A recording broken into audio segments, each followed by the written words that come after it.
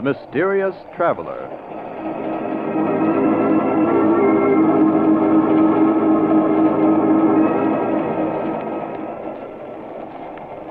This is the Mysterious Traveler, inviting you to join me on another journey into the realm of the strange and terrifying.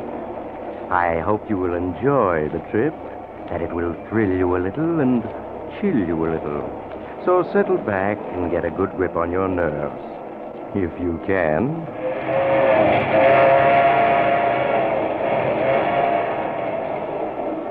Where are we going? We're going to call on Edward Farrington and his three sisters, a little family of four who love each other devotedly, and whose story I call The Symphony of Death.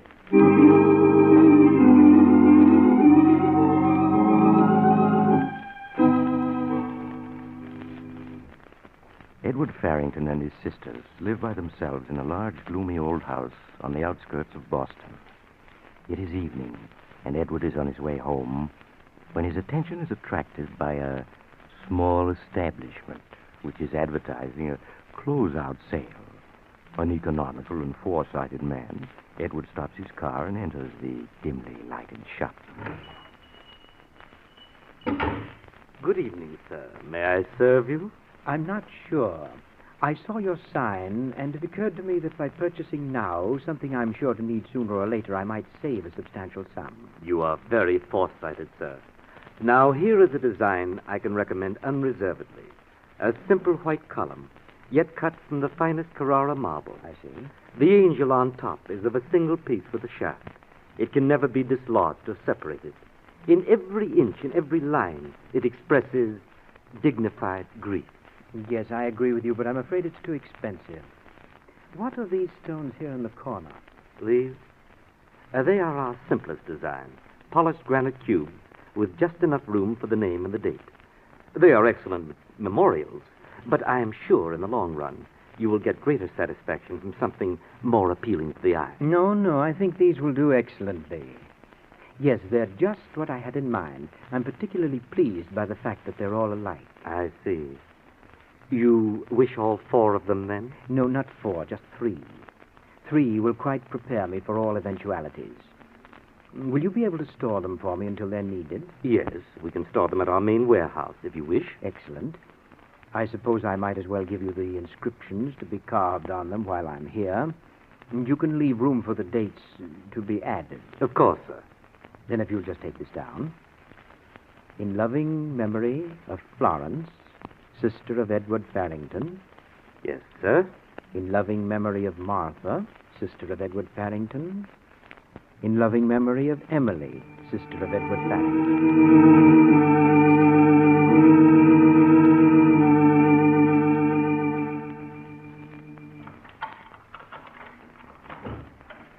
Edward, is that you? Yes, Emily. Oh, you're all wet. Yes, it's beginning to rain. Let me help you with your coat, Edward. I'll hang it up for you. Now, Emily, please don't fuss over me this way. It makes me nervous to be poured at. But I just want to help you with your coat. I can hang it up by myself. Emily, is that Edward? Oh, Edward, you're late. We were worried about you. I'm here, and I'm perfectly all right, Florence, as you can see. Now, is dinner ready? Oh, yes, Edward. Martha has everything ready. Martha, Edward's home. What? Oh, it's you, Edward. Well, we were worried about you. Martha, I've told you not to worry if I'm a few minutes late. Well, I suppose we just can't help it, Edward. Now we'll eat. And perhaps after dinner you will play the piano for us. Oh, will you, Edward? Please, say yes. Please, Edward. Well, we'll see. I really should work on my symphony tonight, but perhaps I can play for a few minutes after dinner.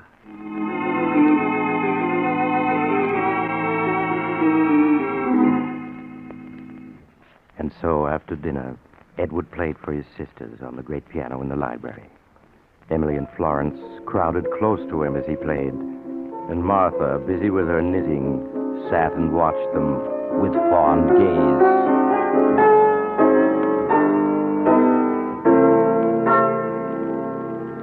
Oh, that was lovely, Edward. Please play some more. Yes, something we can sing. Well, all right. Just one more, and that's all.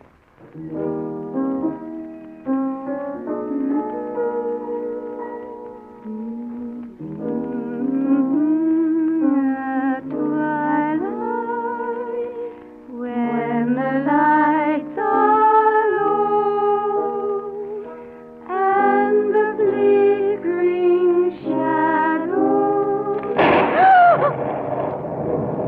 Emily, it's just thunder. You mustn't jump like that. It can't hurt you. I know, but I can't help it. I like thunderstorms.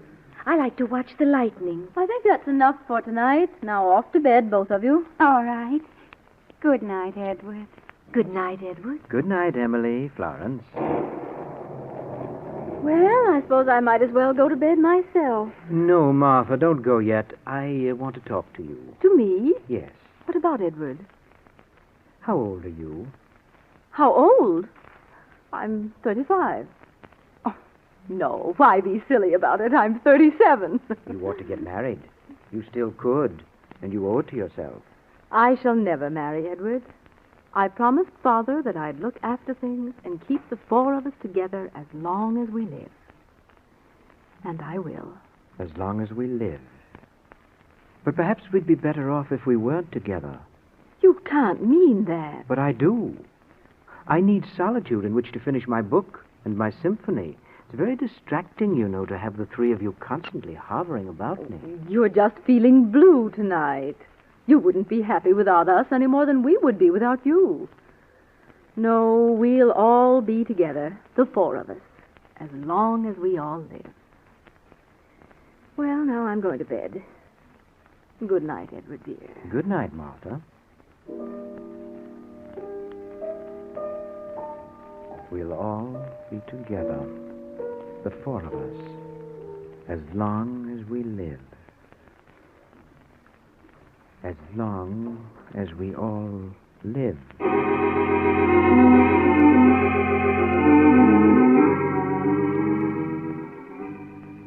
In the morning, it was still raining. After breakfast, Edward shut himself in the library to continue work on his symphony.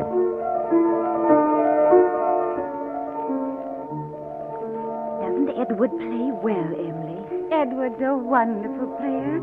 Let's listen a minute before we go upstairs. Do you think he'd really mind if we went in?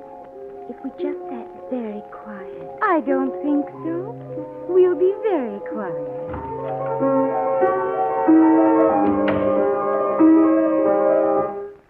Who's there?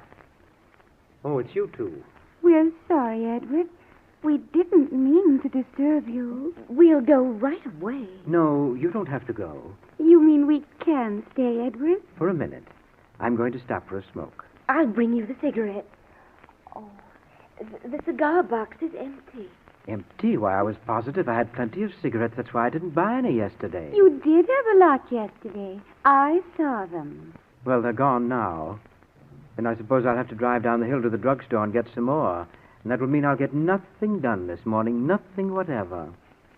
I wish I had someone I could send for them. Edward, let me go for you. In this rain? Why, you'd get soaking wet, Florence. Well, I could take the car. Take the car in weather like this? But I'm a good driver, Edward. You once said so yourself. And I have a driver's license. You know I have. You helped me get it. Yes, that's true. Well, but... I'd be very careful, Edward. Well, you must promise to drive very slowly down the hill to town. Oh, I will, Edward. All right, then, Florence. Here's the key to the car. The old car, of course. Now, be very careful. Oh, I will.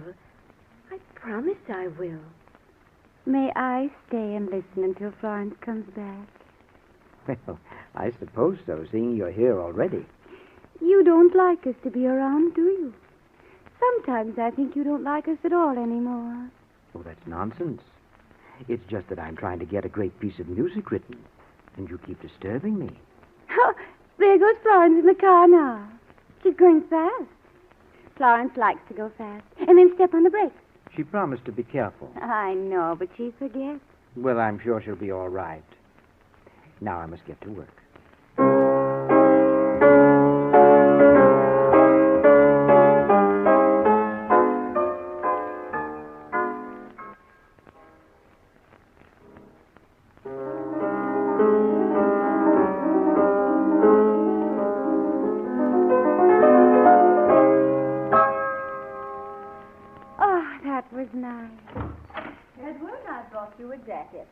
Well, I'm perfectly comfortable, Martha. I don't need a jacket. You mustn't take chances. Here, put it on. Oh, all right. Emily, where's Florence? Is she up there? Oh, no. She's gone to get Edward some cigarettes. Gone out? In this rain? Edward let her take the car. Edward, you didn't. Martha, please don't get excited. She can drive, and she promised to be careful. But you promised never to let her drive alone. You know how she drives unless someone's with her. Really, she's a better driver than you think. There's nothing to be alarmed about. She'll be back any minute, and then... I'll answer it. No, it's probably for me. I'll answer it. Hello? Yes, this is Mr. Farrington. The police? Edward, what is it? Hush, Martha. What about my sister? She did what? All right. Yes, of course. I'll be right down. Edward, what is it? What's happened to Florence? Martha, we must all be very calm. Florence has had a terrible accident. No. The brakes of the car apparently gave way at the bottom of the hill. Florence ran off the curve and crashed into the rocks there. She was killed instantly.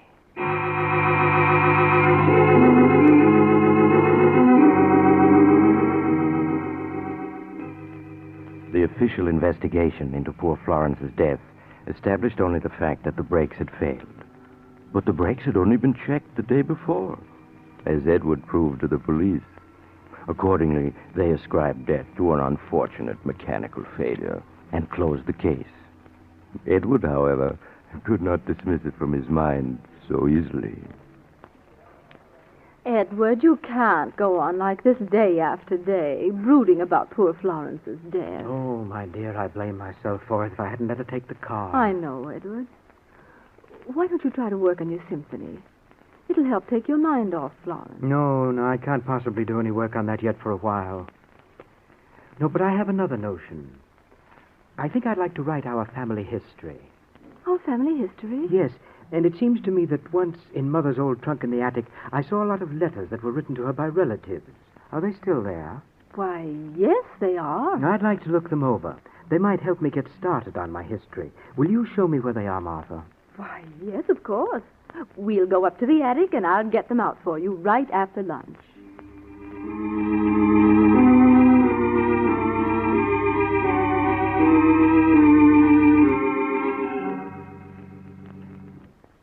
Here are the letters, Edward. Mother wrote a lot of letters those last few years, after the doctor said she must never leave the house. Yes, I remember. How quiet and dark it is up here in the attic.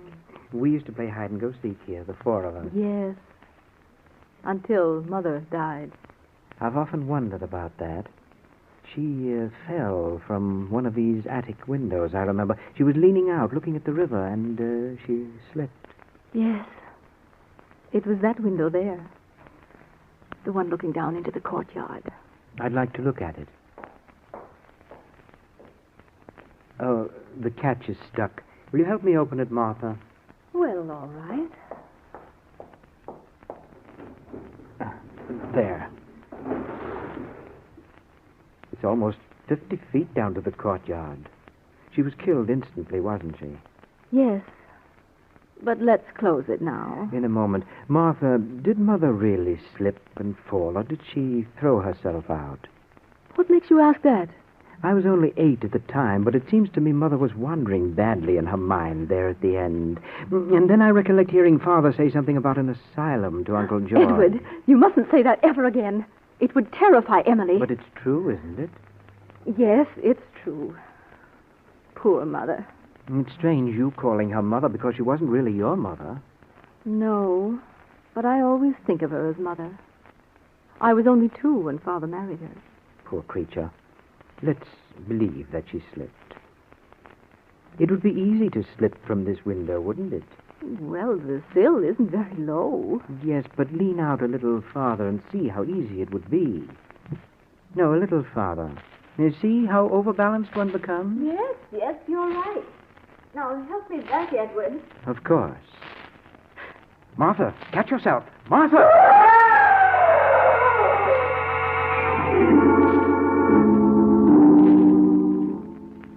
Poor Martha's tragic death, coming so soon after Florence's, was a great shock to Emily and Edward. But Edward recovered from the tragedy somehow after a few weeks and as though determined not to let it upset him, spent many hours a day at his beloved piano, working on his projected masterpiece.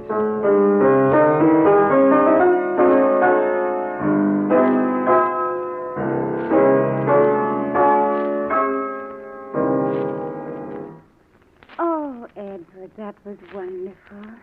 You played just like you used to, before Florence and Martha died. Yes, I'm getting my old touch back. You don't mind my coming in to listen, do you? Not today, but Emily, you have been disturbing me these last few weeks. Must you follow me around all the time? But, Edward, you know how much I like to be near you. And now that Florence and Martha are gone, I haven't anyone else to talk to. Yes, I know that, but I can't get any work done unless I'm left in peace. I won't bother you anymore, I promise. You know, I do miss Florence and Martha. Of course you do. But just the same, it's been awfully nice having you all to myself since they went. I'm afraid it's very lonely for you. Oh, no, it isn't. I like it. Yes, but I think we'll have to get a housekeeper. She'd be company for you, and she'd look after things. In fact, I'm going into town to interview a housekeeper today, a Mrs. McDonald. You'd like to go with me, wouldn't you? Oh, yes, Edward. We'll take the car and have a nice drive at the same time. Oh, that'll be fun. Now, how would you like to go out and get the car started for me? Get the car started. Yes, I have to tend to a few things before we go, and the motor needs to warm up. It's not working very well. Oh, Edward, do you think I could start it? Of course you could. Just turn on the switch and step on the starter, and then let it run until it's good and warm. All right, Edward. May I have the key? Yes. Here you are. Now, this is the ignition key. Mm-hmm. And use the little side door to get in. I'll unlock the big doors when I come out. I can pretend I'm driving it. Will you be long? No, just sit in the car and wait until I come. All right, Edward.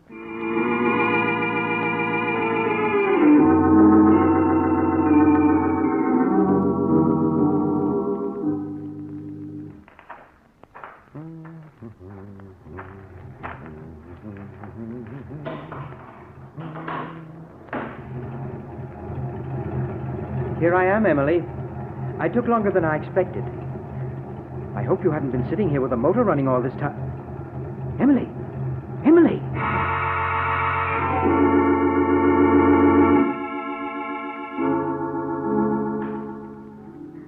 With Emily's unfortunate death from carbon monoxide poisoning, Edward Farrington was left quite alone in the great old house.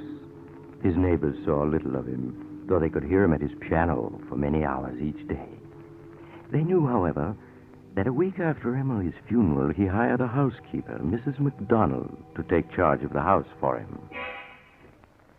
Now, Mrs. McDonald, this is your first day, and before you start, I'd like to explain a few things to you. Of course, Mr. Farrington.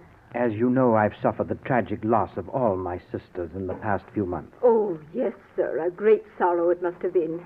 But they do say tragedies come in threes. Indeed, they seem to. But I'm sure I'll be quite comfortable now with you to look after me. I surely hope so, sir. I'm certain of it. Now, I'm a rather moody man, and I'm working upon some music for which I have great hopes. Yes, sir. Above all else, I wish to be left alone. I do not want to be disturbed. Is that understood? Quite, Mr. Farrington. You may call me at meal times. At all other times, I prefer that you do not even enter this part of the house. I understand. Good. That's all, I think. Just put up with my little oddities, and we'll get along very well. Yes, sir. Then I'll see about the ordering for dinner now, sir, if you'll excuse me.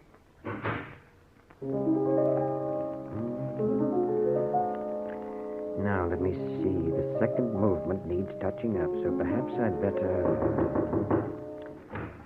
What is it, Mrs. McDonald? I thought I said I was never to be disturbed. I'm very sorry, sir, but there's a gentleman come to see you. It's Detective Barnes, sir, from the police. From the police? Am I to be bothered with more stupid questions?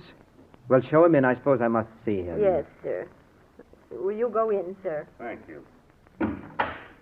Good morning, Mr. Farrington. You remember me, I think. Yes, Mr. Barnes, I remember you. In view of the number of ridiculous and unnecessary questions you asked me after the deaths of my poor sisters, I have good reason to remember you. I've come to ask you more questions, Mr. Farrington. Tell me, did your sister Emily have a driver's license? I really don't know, and I don't care. You should care. Listen to me.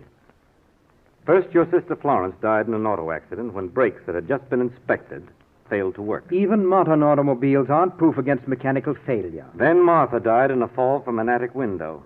Her body landed in the courtyard a full 6 feet from the wall of the Well, house. what of that? It was much too far away for her to strike, unless she leaped or was pushed. And you have said she didn't leap. I repeated, she did not leap, she fell. Perhaps. Now we come to Emily. She died of carbon monoxide poisoning in a closed garage. Well? You have said it happened because she went to get the car out to drive you downtown. That was your statement under oath. And a perfectly accurate statement. But I have just learned from the neighbors that Emily didn't know how to drive a car. Well, of course she could.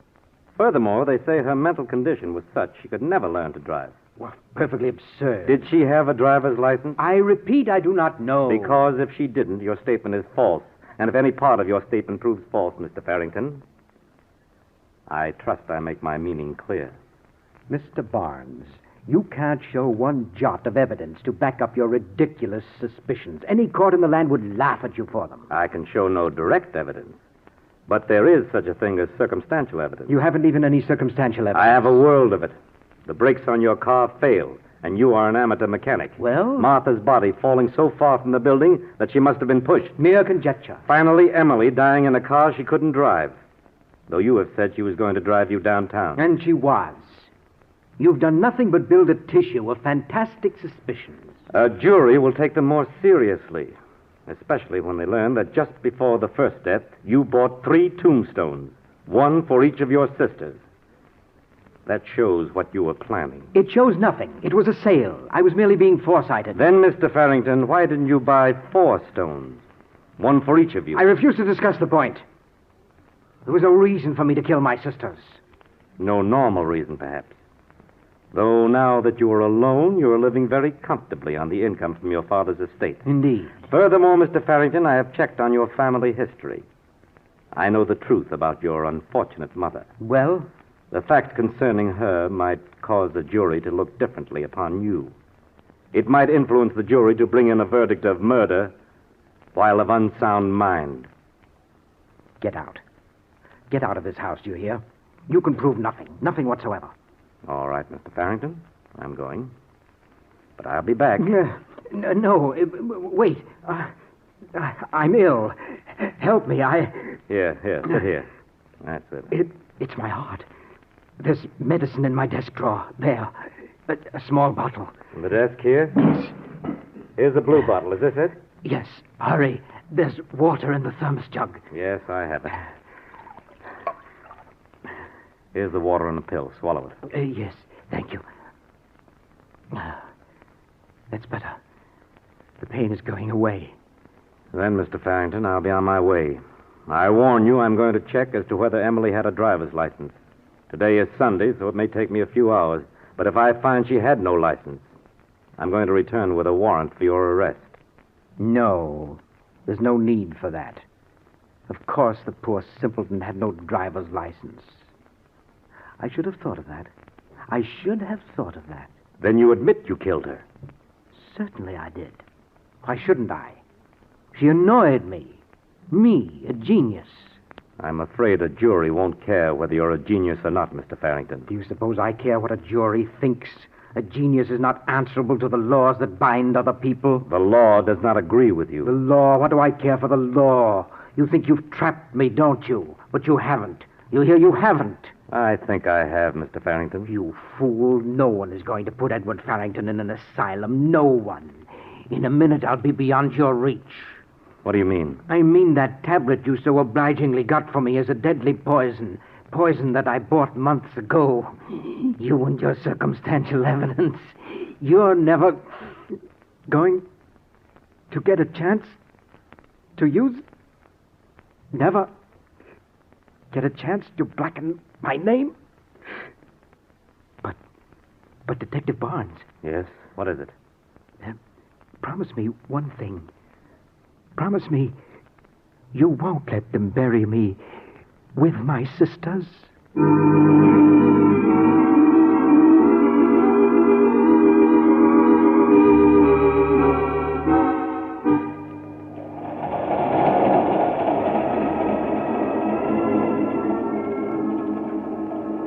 This is the mysterious traveler again. Did you enjoy our little visit with Edward Farrington and his 3 loving sisters? You know, perhaps Edward made a mistake after all when he didn't buy a 4th tombstone. By the way, do you live in a gloomy old house with 3 sisters who love you so much you can't bear to have them near you? Well, if you do, I'd advise you not to be too drastic with them. You might find yourself buried right beside them, as Edward was. I know another man who... Oh, you're getting off here. Well, I'm sorry. But I'm sure we'll meet again. I take this same train every week at this same time.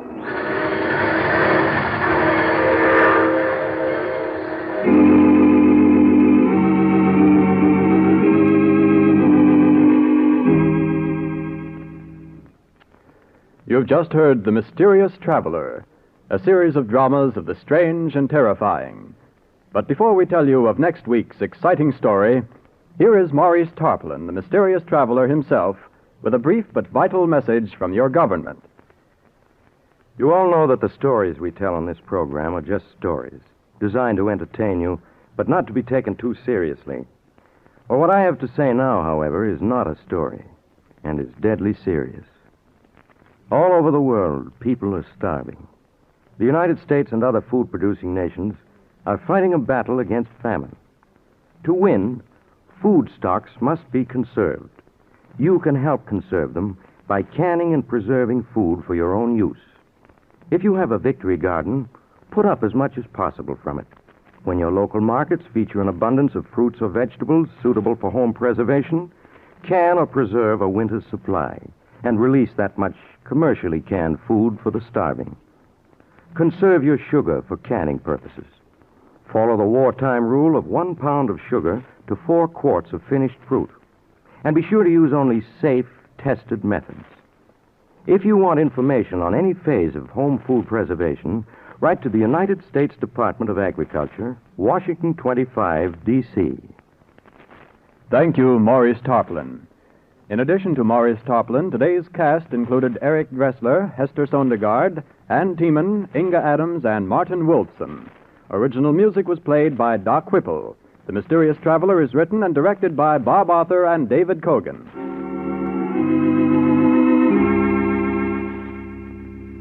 Listen next week over most of these mutual stations to a tale titled As I Lie Dying.